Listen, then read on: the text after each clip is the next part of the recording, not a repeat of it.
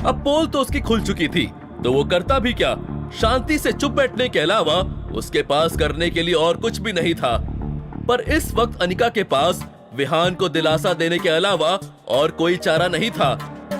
तो क्या हुआ विहान, अगर ये कम क्वालिटी वाला डायमंड नेकलेस है, ये नॉर्मल सी बात है। अब हर कोई वो रेयर डायमंड वाले नेकलेस तो नहीं खरीद सकता ना।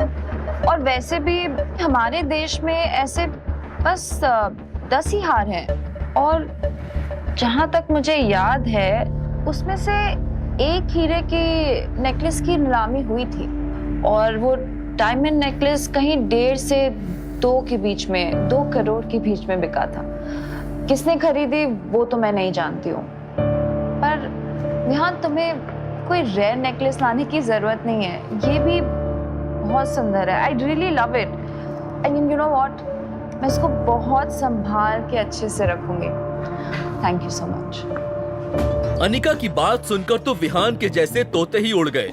इस हार को खरीदने में ही उसे पसीना आ गया था। भूल जाओ बेटा विहान, अनिका को इम्प्रेस करने में कंगाल हो जाओगे, कंगाल।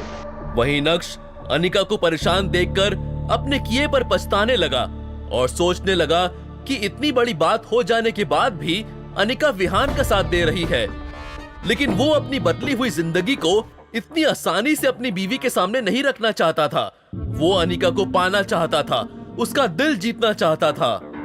अनिका, मैंने आज तक तुम्हें कुछ नहीं कहा, लेकिन आज मैं चुप नहीं बैठूंगा। मैं तुम्हारे लिए रेयर डायमंड नेकलेस लेकर आऊंगा, ये मेरा तुमसे वादा है।